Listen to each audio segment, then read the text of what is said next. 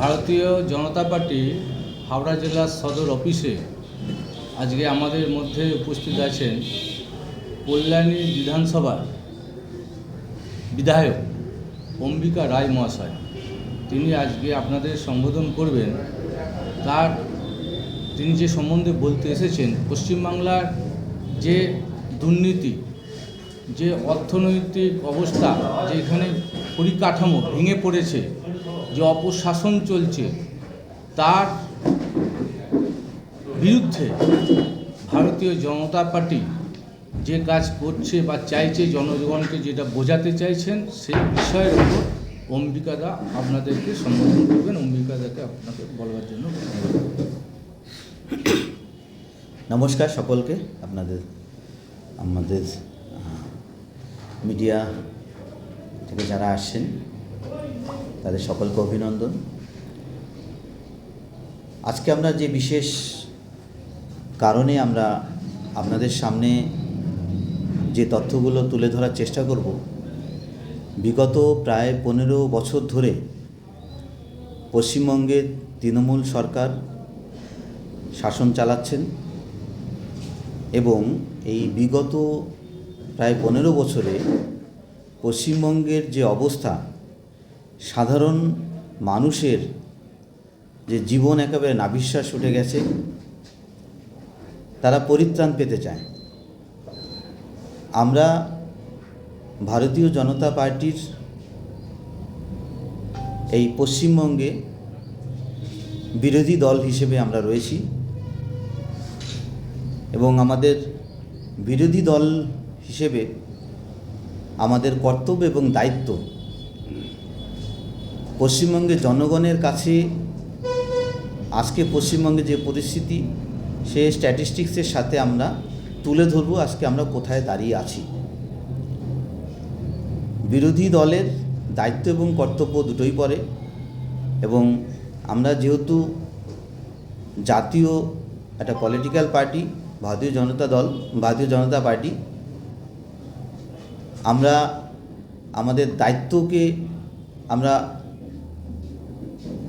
এই দায়িত্বে আমরা চুপচাপ বসে থাকতে পারবো না। কারণ পশ্চিমবঙ্গে আজকে যে তৃণমূলের 15 বছরের অপশাসন, সেই অপশাসনে পশ্চিমবঙ্গের মানুষ যে সমস্যায় রয়েছে, সেই সমস্যাকে পরিত্রাণ পাওয়ার জন্যে ভারতীয় জনতা পার্টি তার দায়িত্ব কি এবং সেটা একেবারে ধর্মের সাথে সেই দায়িত্বটাকে পালন করার জন্য আজকে আপনাদের সমক্ষে তথ্যগুলো তুলে ধরার চেষ্টা করছি।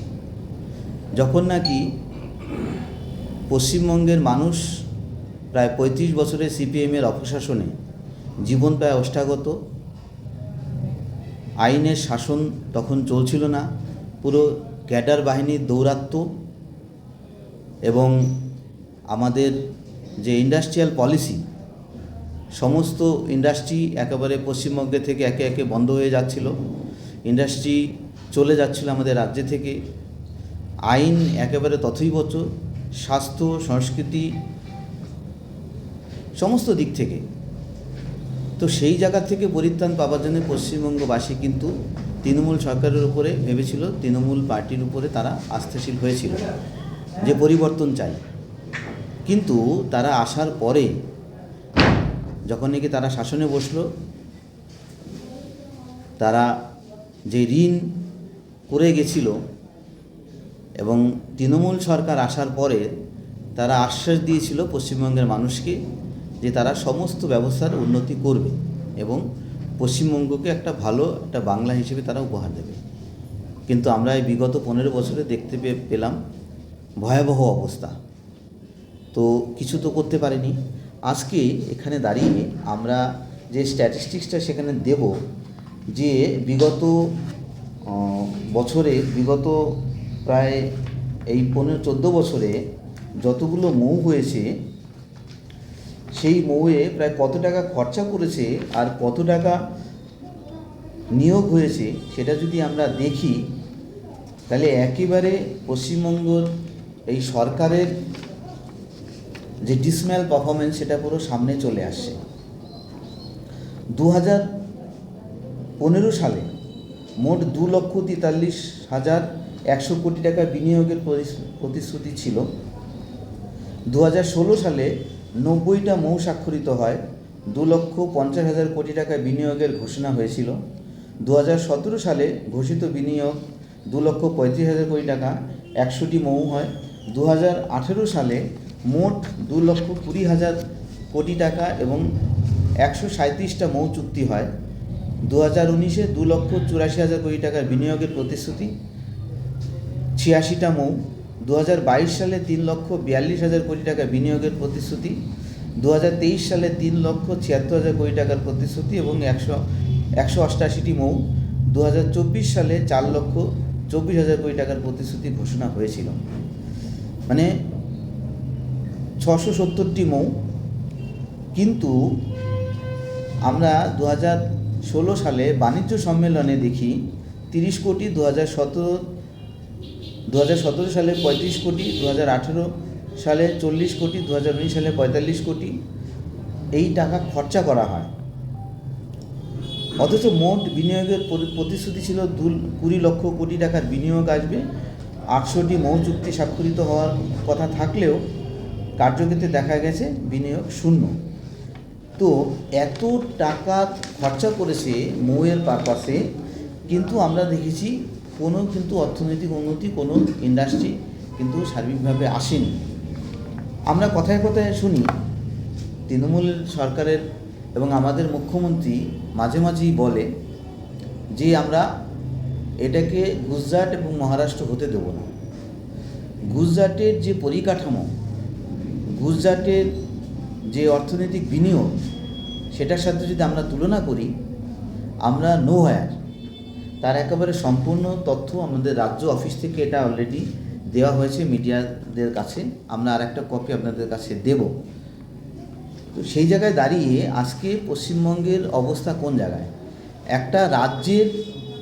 একটা রাজ্যের যে উন্নতি কতটুকু হলো তার ডিপেন্ড করবে কিন্তু সেই রাজ্যের অর্থনৈতিক পরিকাঠামোর উপরে। আমাদের অর্থনীতি এই রাজ্যে কী অবস্থায় দাঁড়িয়ে রয়েছে। 7 লক্ষ কোটি টাকার উপরে আমরা ঋণ এই বিগত 14 বছরে। তো 7 লক্ষ কোটি টাকার উপরে যদি ঋণ থাকে, এই ঋণটাকে কম করানোর জন্যে কিন্তু সরকারের কিন্তু কোনো ধরনের রোড ম্যাপ বা কোনো পলিসি কিন্তু এখানে নেই। যে কোনো একটা স্কিম করবে রাজ্যের উন্নতির জন্য, সেই ইকোনমিক কোনো একটা স্কিম করলে সেই স্কিমের জন্য কিন্তু পয়সা লাগবে। আমরা যদি আর্থিক দিক থেকে যদি স্বাবলম্বী না হই, তাহলে কিন্তু আমরা সমস্ত আমাদের ইকোনমিক পলিসি এবং স্কিম সেটা কি হবে, সেটা একেবারে প্যারালিসিস হয়ে যাবে। তো সেই জন্য আমাদের অর্থনৈতিক পরিকাঠামোর উন্নতি অত্যন্ত প্রয়োজন। কিন্তু এইখানে এই রাজ্য সরকার বারবার বিধানসভায় যখন নাকি বাজেট আনে, আমরা বিরোধী দলের দায়িত্ব নিয়ে আমরা বারবার এই ইস্যুগুলোকে আমরা তুলি বিধানসভায়, যে আপনাদের আগামী দিনে রোড ম্যাপ কি, আপনারা এটাকে কীভাবে করছেন।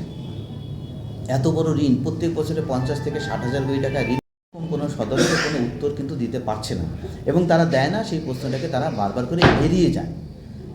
তো আমাদের যদি এইটা যদি অর্থনৈতিক পরিকাঠামো যদি উন্নতি করতে হয়, প্রথমে আমাদেরকে ইন্ডাস্ট্রিয়াল পলিসির উপরে আমাদেরকে দেখতে হবে।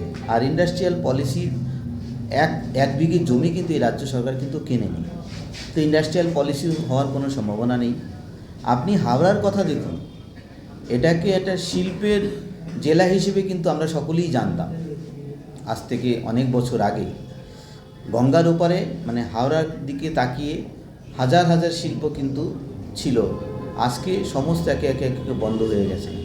আপনারা দেখবেন খুব মানে অত্যন্ত আশ্চর্যের ব্যাপার, এই সরকার যখন নাকি আসলো, তারা একটা নতুন কিন্তু ইন্ডাস্ট্রি কিন্তু এই হাওড়ার বুকে কিন্তু করতে পারেনি, এবং যা ছিল অনেক শিল্প কিন্তু বন্ধ হয়ে গেছে। আজকে পশ্চিমবঙ্গের টোটাল যদি দেখেন, শিল্প আনা তো অনেক দূরের কথা, 6,688টা শিল্প পশ্চিমবঙ্গে থেকে চলে গিয়েছে অন্য জায়গায়, রিলোকেট হয়ে গেছে। আমরা আনা তো অনেক দূরের কথা, এই যে 700-800 মৌ হয়ে গেছে, একটা মৌয়ের কিন্তু আপনি কিন্তু রেজাল্ট কিন্তু আপনারা দেখতে পাবেন না, এবং রাজ্য সরকারের কাছে এই প্রশ্ন করলে কিন্তু তারা চুপচাপ ওটাকে অ্যাভয়েড করে যায়। অন দ্য গ্রাউন্ড কোন কোন শিল্প এসেছে, ভারী শিল্প, বড় শিল্প আপনি পাবেন না, ছোটো ছোটো দু একটা এসেছে। তো আমাদের শিল্পের পরিকাঠামো যদি উন্নতি না করতে পারি, শিল্প যদি ক্রমাগত এইভাবে চলে যায়, তাহলে তো আমাদের যে বাড়ির ছেলেমেয়েরা কাজ করবে কোথায়? আর শিল্পের সাথে শুধুমাত্র সেই শিল্পে যারা কি কাজ করবে তারা নয়, ওর সাথে সাথে টার্সিয়ারি একটা সেক্টর কিন্তু তৈরি হয়। টার্সিয়ারি আনুষঙ্গিক যে সমস্ত একটা শিল্প নগরীও কিন্তু তৈরি হয়ে যায়। তো সেটা তো দূরের কথা, মেইন শিল্পই আসে না, বরঞ্চ যেগুলো থাকছে সেগুলো কিন্তু বেরিয়ে চলে যাচ্ছে। এখানে আমাদের সরকারের কোনো রকম কোনো পরিকল্পনা নেই। মিনিস্টার শিল্পমন্ত্রী যে ছিল, শিল্পমন্ত্রী জেলে 3 বছর জেলে ছিল। শিল্পমন্ত্রী এই এরিয়ায় আসতো, পয়সা লুটে নিয়ে তারা চলে যেত, কিন্তু শিল্পের উন্নতির জন্যে কিন্তু তারা কিছু করেনি। আর সেই জন্যে আজকে পশ্চিমবঙ্গের আমার বাড়ির আপনার বাড়ির ছেলেমেয়েরা আজকে কোথায় যাচ্ছে? পরিযায়ী শ্রমিক হিসেবে রাজ্যের বাইরে চলে যাচ্ছে। কোন রাজ্যে যাচ্ছে? মহারাষ্ট্রে যাচ্ছে। কোন রাজ্যে যাচ্ছে? গুজরাটে যাচ্ছে, হরিয়ানা যাচ্ছে, উত্তরপ্রদেশ যাচ্ছে, পাঞ্জাব যাচ্ছে। অথচ এইখানে বসে বসে তারা কি বলছে, এই রাজ্য সরকার যে আমাদের এখানে শিল্প তৈরি করছি, আমরা আমাদের বাড়ির ছেলে মেয়েদের জন্য নূতন বাংলা তৈরি করব, কিন্তু পরিযায়ী শ্রমিক 50 লক্ষের ওপরে তারা বাইরে চলে যাচ্ছে, তাদের কোনো সিকিউরিটি নেই। তারা এতটা অসহায় অবস্থায় পড়ে আছে যে তারা যেতে বাধ্য হচ্ছে। তাহলে এটা রিকভারি করার উপায় কী? যেখানে শিল্পর জন্যে পরিকাঠামোর বুম করার জন্যে কোনো ধরনের কোনো পরিকল্পনা নেই, তাহলে আগামীতে এরা করবে কি? এই সরকার আগামীতে এদের কাছে তো কোনো রোড প্ল্যান নেই, তাহলে কি এটাকে এইভাবেই চলতে দেওয়া যাবে? আপনি দেখুন যুব সমাজ যে এত বড় দুর্নীতি, চাকরির দুর্নীতি, ভারতবর্ষের এত বড় দুর্নীতি পশ্চিমবঙ্গে করেছে, যেটা আমাদের ইতিহাসে কখনো হয়নি। 26,000 চাকরি বাতিল হয়েছে, এটা অ্যালিগেশন নয়, এটা কি সুপ্রিম কোর্ট এবং মহামান্য কলকাতা হাইকোর্টের দুটো কোর্টেরই তাদের জাজমেন্ট, তাদের অবজারভেশন প্রমাণিত সত্য যে হ্যাঁ বড় লার্জ স্কেল করাপশান এখানে হয়েছে। আর সেইখানে লার্জ স্কেল করাপশান, এত বড় করাপশান যে ভারতবর্ষের আর কোনো রাজ্যে এত বড় ধরনের করাপশান হয়নি। আপনি ল অ্যান্ড অর্ডারের কথা বলুন, ল অ্যান্ড অর্ডারে যেখানে মাইনরিটিদেরকেও, মুসলিম কমিউনিটির মহিলাদের, ছোট্ট যে শিশুদের 10 জনকে যেভাবে একেবারে 1 কিলোমিটার রেঞ্জের ভেতরে পুলিশ স্টেশন তালা লাগিয়ে পেট্রোল ছিটিয়ে সেখানে আগুন জ্বালিয়ে পুড়িয়ে দিচ্ছে, ভারতবর্ষের কোথায় হয়েছে এই ধরনের ঘটনা? এই সরকার সমস্ত দিক থেকে ব্যর্থ। আপনি শিক্ষা, আপনি শিল্প, আপনি স্বাস্থ্যের কথা বলুন। এই হাওড়ায় একটা নতুন মেডিকেল কলেজ খুলতে পারেনি। এত বড় একটা জেলা, একটা মানে গুরুত্বপূর্ণ জেলা, কলকাতার একেবারে সাথে লাগোয়া, এই জেলায় একটা নতুন একটা মেডিকেল কলেজ খুলতে পারেনি। আপনি সরকারের কাছে কি আশা করতে পারেন? যুব সমাজ আজকে তারা প্রত্যক্ষ দেখে নিয়েছে, চাকরির কথা তো গেছেই। যারা এই সরকার যে একটা খেলা পরিচালনা করতে পারে না, একজন একটা বড় একজন তারকা, ফুটবল তারকা লিওনেল মেসি সল্টলেক স্টেডিয়ামে আসছে, তাকে ঘিরে যে উদ্দাম তারা দেখিয়েছে, উদ্দাম নৃত্য তারা দেখিয়েছে, যে কমপ্লিট মানে ললেসনেস এবং অর্গানাইজেশন একেবারে completely fail to maintain any kind of decorum that they have projected in front of the crores of the people in India. এবং এটা আমাদের পশ্চিমবঙ্গের যে মান সম্মান একেবারে মাটির সাথে লুটিয়ে দিয়েছে। আপনি দেখবেন যে কত বড় একটা দুর্নীতি হয়েছে এখানে, যে ওইখানে গেটের থেকে জলের বোতল নিতে পারবে না। জলের বোতল নিতে গেলে তারা কি কজ দেখাচ্ছে, যে এটা সিকিউরিটি কনসার্ন হয়ে যাবে, ওই জন্য জলের বোতল নিয়ে যেতে পারবে না। একটা ছেলে মেয়ে ওখানে যাচ্ছে, সকাল 6টা-7টায় ঢুকছে, বিকেল 2-3টে অবধি থাকবে, নিশ্চয়ই জল লাগবেই তাদের। ওখানে জলের পরিষেবা নেই। ওইখানে ভেতরে জলের বোতল তারা স্টোর করছে, লক্ষ লক্ষ বোতল। সেই এক একটা বোতলে 10 থেকে 20 টাকার বোতল, ওখান থেকে 150 থেকে 200 টাকা। এবং প্রশাসনের একেবারে চোখের সামনে, আপনারা জানেন যে বিআইএস স্ট্যান্ডার্ডের সাথে সাথে আর একটা ওয়েট অ্যান্ড মেজারমেন্ট অ্যাক্ট, একটা ল, সেই বোতলকে ওই বোতলটা ম্যাক্সিমাম রিটেল প্রাইস কত হওয়া উচিত সেখানে লেখা আছে। প্রশাসন তাদেরকে ঢুকিয়েছে, পারমিশন দিয়ে ঢুকিয়েছে, স্টোর করেছে এবং তাদেরকে অ্যালাউ করেছে যে 10 টাকা 20 টাকার বোতল 150 থেকে 200 টাকায় বিক্রি করতে। তার মানে কি প্রশাসন, পুলিশ মেশিনারি এবং অ্যাডমিনিস্ট্রেটিভ মেশিনারি ওখানে রয়েছে। দর্শকরা চিৎকার করছে যে এত টাকা বোতল, এত টাকা কেন? তা সত্ত্বেও তারা, মানে এই নয় যে তারা বলতে পারবে না প্রশাসন যে তাদের নলেজই নেই, দে হ্যাভ ফুলেস্ট নলেজ। তা সত্ত্বেও তাদের সামনে এইভাবে কোটি কোটি টাকা কিন্তু এইভাবে তারা লুটেছে এবং আইনের একেবারে মানে ষষ্ঠীপুজো করে দিয়েছে। Can the government do so? সরকার ওখানে দাঁড়িয়ে রয়েছে, এসিপি, ডিসিপি, কমিশনার র্যাঙ্কের সমস্ত পুলিশ মেশিনারি ওখানে রয়েছে। তা সত্ত্বেও এই ধরনের কাজ কী করে, একটা কমপ্লিট ললেসনেস কী করে হলো? আমাদের সম্মান একেবারে ধূলিসাৎ করে দিয়েছে এবং যুব সমাজের যে ক্রোধ, যুব সমাজের যে আক্রোশ তারা কিন্তু সামনে দেখিয়েছে যে এই রাজ্যের প্রশাসনিক ব্যবস্থা, এই রাজ্যের সরকারটা যেভাবে চালাচ্ছে, it's cannot go on like this. এর একটা অবসান হওয়ার দরকার।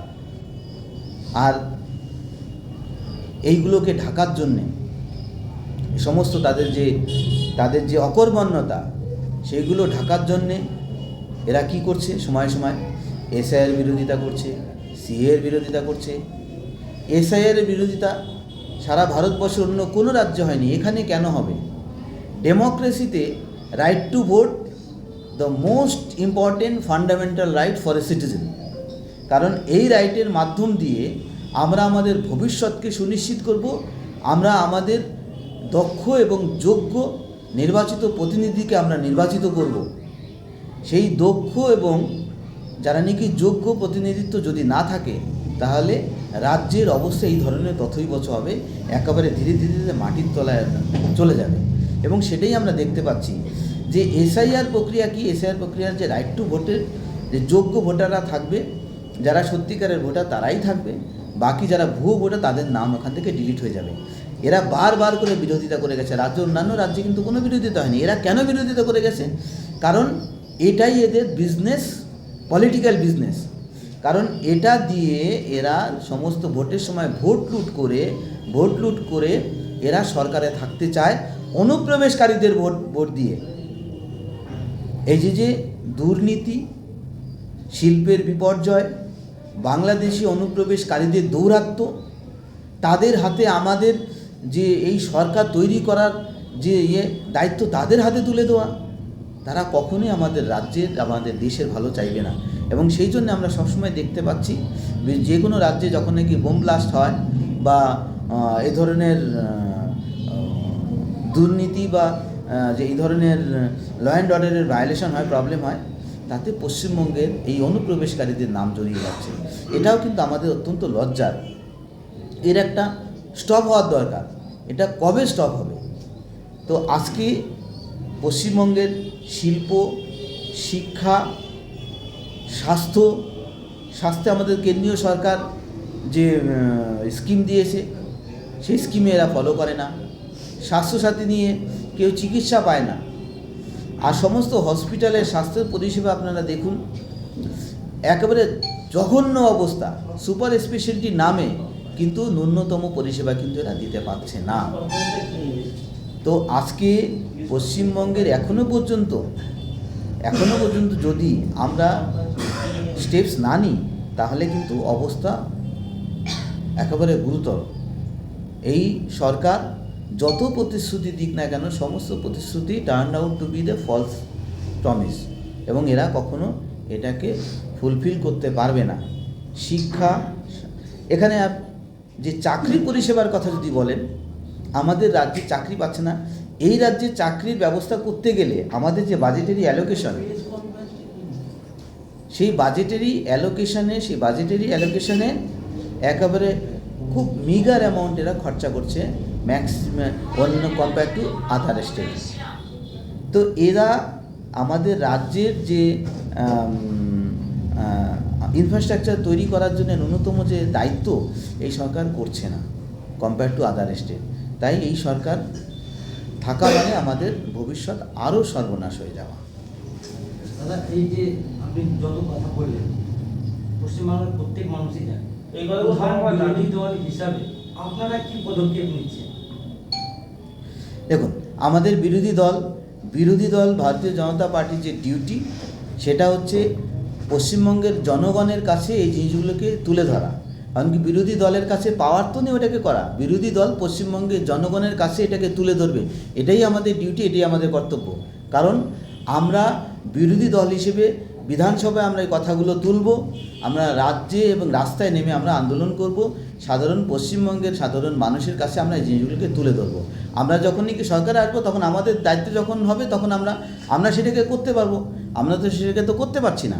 এবং শুধুমাত্র তাই নয়, রাজ্যের যখন নাকি যে কোনো জায়গায় জেলায় যখন নাকি প্রশাসনিক মিটিং হয়, আমাদের যারা নাকি নির্বাচিত প্রতিনিধি, আমি একজন বিধায়ক, আমি আমার কল্যাণী কনস্টিটিউয়েন্সিতে আমি বিধায়ক, ওখানকার কোনো ধরনের যে অ্যাডমিনিস্ট্রেটিভ মিটিং হয় আমাদেরকে জানায় না। তা আমরা তো ডেমোক্রেসিতে আমাদেরকে তো পার্টিসিপেট করাতে হবে, আমাদেরকে জানাতে হবে, আমাদেরকে পার্টিসিপেট করাতে হবে, পার্টিসিপেট করে না। এবং আমাদের এমএলএর অ্যালোকেশনের ফান্ডটুকুও কিন্তু আমরা খরচা করতে পারি না, তারা বিভিন্ন ধরনের কজ দিয়ে স্টাম্বলিং ব্লক তৈরি করে দিয়ে এগুলোকে আমরা তৈরি করতে পারি না। আমরা বিরোধী দল হিসেবে সাধারণ পশ্চিমবঙ্গের মানুষকে আমরা জানাতে এসেছি, দেখুন এই অবস্থা, তাদের পারফরমেন্স এই, তাহলে কি তারা কি এখানে সরকারে থাকার যোগ্য না অযোগ্য, সেটাই মানুষের কাছে মানুষ বিচার করবে। পশ্চিমবঙ্গের মানুষ বিচার করবে কার আসা উচিত কার না আসা উচিত। দেখুন একটা কথা যে আজকে যে এসএমএসটা করা হয়েছিল জানি বিকাল 4টার সময় অফিসে রোহিঙ্গা খোঁজা নয়, এসআইআরের ডিউটি হচ্ছে আমাদের ভোটিং যে ভোটার লিস্ট, সেই ভোটার লিস্টটাকে ক্লিনিং করা, যে সমস্ত অবৈধ ভোটার সেই অবৈধ ভোটারকে ক্লিনিং করা। ইলেকশন কমিশনের ডিউটি নয় কে রোহিঙ্গা কে রোহিঙ্গা নয়, কে ওখানে দুর্নীতিবাজ কে ক্রিমিনাল, এটা নয়। ইলেকশন কমিশনের ডিউটি হচ্ছে ভোটার লিস্টের যে প্রক্রিয়া, সেই ভোটার লিস্টটাকে ক্লিনিং করা। যারা নাকি বৈধ ভোটার তারাই থাকবে, যারা অবৈধ ভোটার তারা থাকবে না। যদি অবৈধ ভোটার নাই হতো তাহলে 60 লক্ষ নাম বাদ গেল। 60 লক্ষ তো 25 লক্ষ তো মৃত আছে, তো সেটা তো 25 লোক আছে। তো সেটা তো না। 25 লক্ষ মৃত আছে, 25 লক্ষ মৃত আছে, হ্যাঁ। 25 লক্ষ যে মৃত্যুর যেটা রয়েছে সেটাকে তো বাদ দিতে হবে। এসআইআর প্রক্রিয়া কি বাদ দেওয়া, সেটা তো- এবার আমরা তো তুলব, এবার কত পার্সেন্টে সেটা তো গভর্নমেন্ট শুড নো, তাদের জানার কথা, আমাদের জানার কথা নয়। আমাদের দায়িত্ব হচ্ছে আমরা এটাকে তুলব, এসআইআর এর প্রক্রিয়ার মাধ্যম দিয়ে এটা ক্লিনিং হবে। সে 10 লাখ হতে পারে, 5 লাখ হতে পারে, আমি 1 কোটি বলতে পারি। I like to ask one হ্যাঁ। single question. Yes. Before any election, before any kind of election, revision is compulsory, electoral revision. SIR is not a mandatory. Before Lok Sabha election, there was no SIR.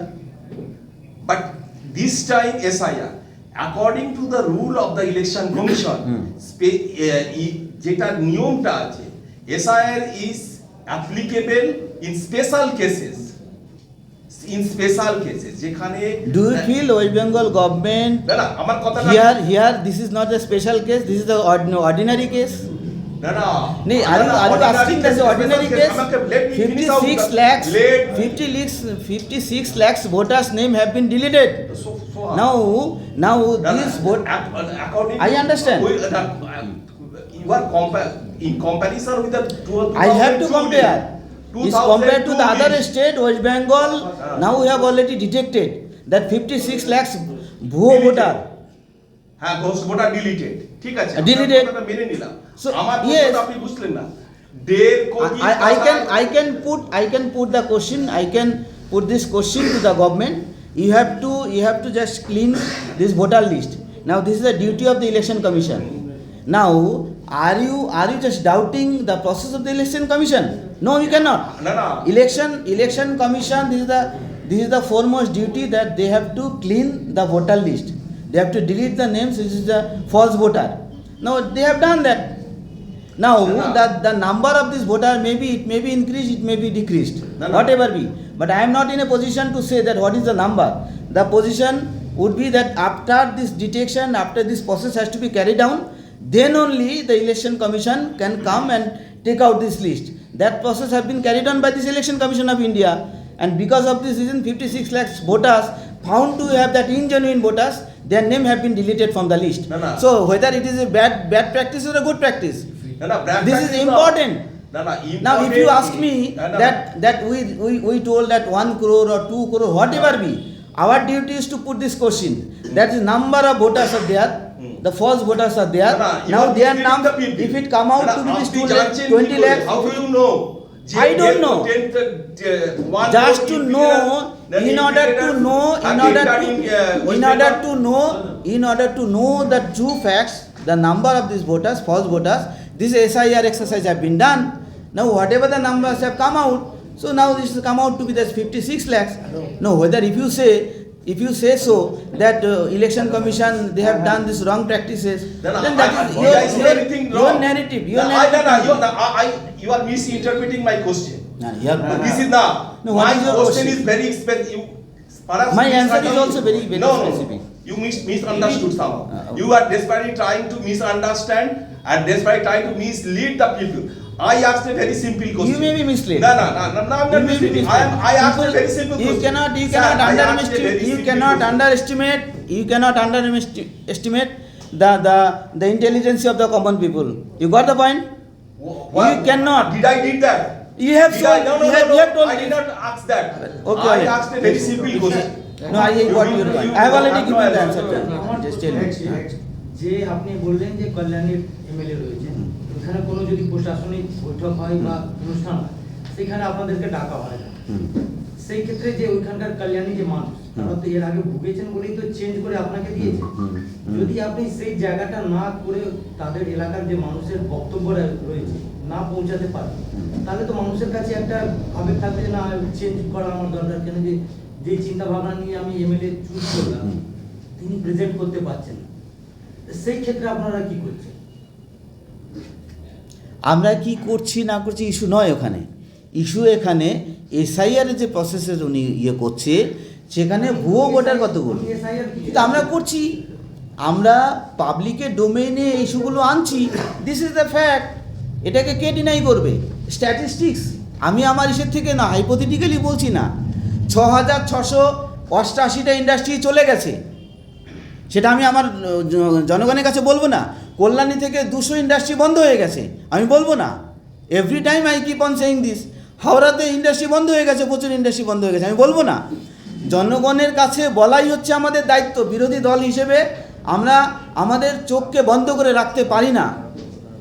Howrah কর্পোরেশনে vote হয় না, কত বছর ধরে vote হয় না, without ভোটে corporation চলছে। এর জন্য তো পাবলিকের তো কোনো ম্যান্ডেট নেই ওখানে। তো আইন আছে, সেই তো সে আইনের ব্যবস্থার জন্যই তো আইন আছে বলেই তো আমরা জনগণের সামনে ওই ইস্যুগুলো আমার দায়িত্ব আনা। আমার ওই কাজটা আমার করা নয়। আমাদের দায়িত্ব হচ্ছে জনগণের সমক্ষে এই অ্যানোমালিগুলো, এই দুর্নীতিগুলো, এইগুলোকে তুলে ধরা। আমরা সেটা তুলে ধরছি, আমাদের দায়িত্ব নয়। আমরা যখন পাওয়ারে আসবো সেটা কিভাবে করতে হয় সেটাকে আমরা দেখিয়ে দেবো। আমরা তো we have not been experimented so far because we have not come into power in West Bengal. যদি দীর্ঘদিন হাওড়া কর্পোরেশনের ভোট না হয়, প্রশাসক দিয়ে কাজ চালানো হয়, সেই ক্ষেত্রে তো একটা আইন হবে। তো পাবলিক শুড নো। সেই আইন, সেই পাবলিককে জানানো আমাদের কর্তব্য, সেটা আমরা জানাচ্ছি। হাওড়া কর্পোরেশনের ইলেকশনের সময় হ্যাঁ ভোট হয়নি, সেই কারণে তো এখানকার যে কেউ হোক বা অন্য জায়গায় সে বিজেপি লোক হোক, টিএমসি হোক, কাউকে চিহ্নিত করে দিয়েছে। তো সেই ক্ষেত্রে আপনারা সেই আইনের ব্যবস্থা নিয়ে কেন সেই ভোট করাবার জন্য এগিয়ে আসছেন না? যেরকম রাজ্যপাল কেন বিলটা সই করলো না? সেরকম বিরোধী দল রাজ্যপাল একটা বিলে সই করার কথা ছিল। ঠিক নেই বলে সই করেন। তা আপনি কি সেই বিলটাকে আপনি ঠিক করাবেন? রাজ্যপালের আপনি বিলটা সরকারকে সাপোর্ট করে you are supporting this government. আপনি গভর্নমেন্টের ইয়ে করে করছেন। হ্যাঁ বলুন। আমরা পদক্ষেপ নিয়েছি, পাবলিকের ডোমেইনে আমাদের আনার দায়িত্ব। বিরোধী দল হিসেবে বিরোধী দল হিসেবে আমাদের দায়িত্ব পাবলিক ডোমেইনে আনা। যেই কর্পোরেশনটা চলছে, সে ইলিগাল কর্পোরেশন চলছে। Now government is duty bound to conduct the election, government is not doing. So our duty is to say this thing before the people যে দিস ইজ হ্যাপেনিং। এবার আমরা যখন নাকি সরকারে আসবো তখন আমরা দেখাবো কিভাবে করতে হয় কাজ। We have not been experimented yet, we have not been entrusted with this responsibility. আমরা যখন নাকি আসবো then we can show the people how we can carry on this. ঠিক, থ্যাংক ইউ।